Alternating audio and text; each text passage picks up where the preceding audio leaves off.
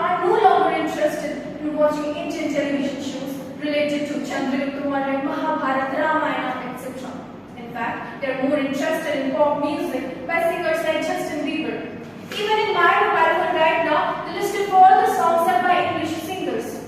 The Western culture has also negatively influenced the education system.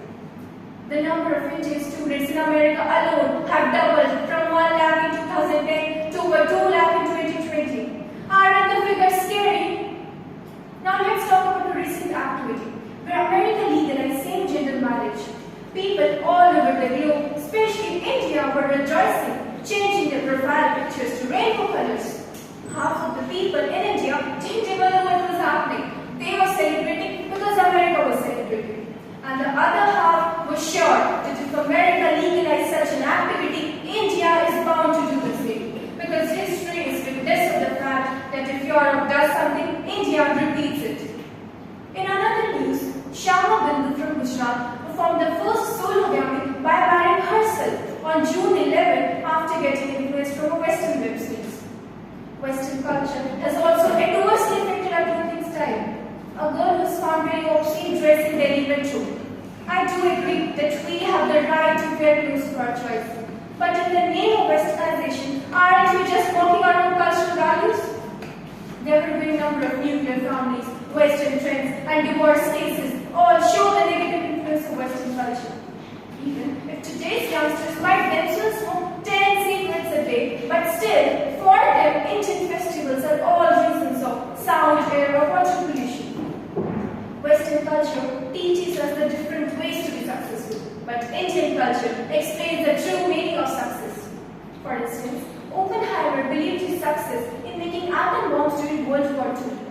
But when he read Bhagavad Gita, he realized his mistake and realized that he had actually failed as a man. These were all the points that I agreed with, but this is where I disagree.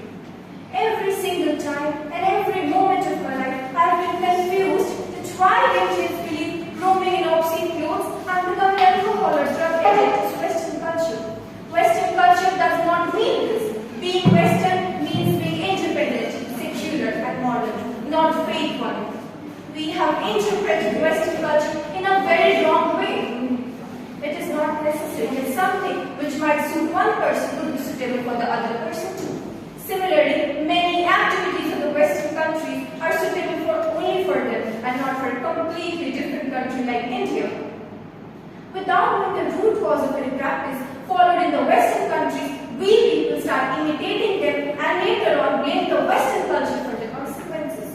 For instance, the cows in Western countries usually have poor health and thus they give even type of milk, which is generally not good for health. As a result, many people in Western countries adopt veganism, in which they do not consume milk and dairy products. But without knowing this actual reason, we Indians start following them and later on point our fingers in the Western culture. Had Western culture not influenced India positively, then today India would not have existed in its present form. Even our constitution is based on Western democratic principles, such as free and fair elections, independent judiciary, and the rule of law.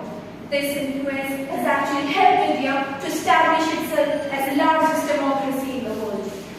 Western culture has introduced us with modern science and technology, which has provided employment to so many skilled as well as unskilled people.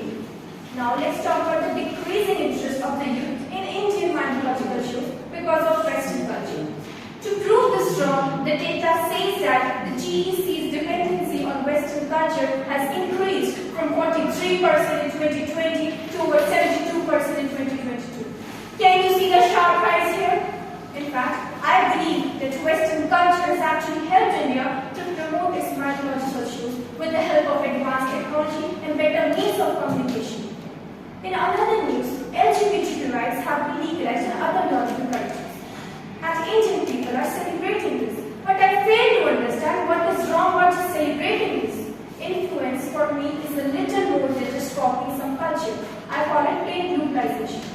According to the Supreme Court session held in April 2023, Indian government has not yet legalized this activity. And so we have no right to blame Western culture for this. At the end, I would like to conclude by saying that the two cultures are also our which has introduced differences in front of us.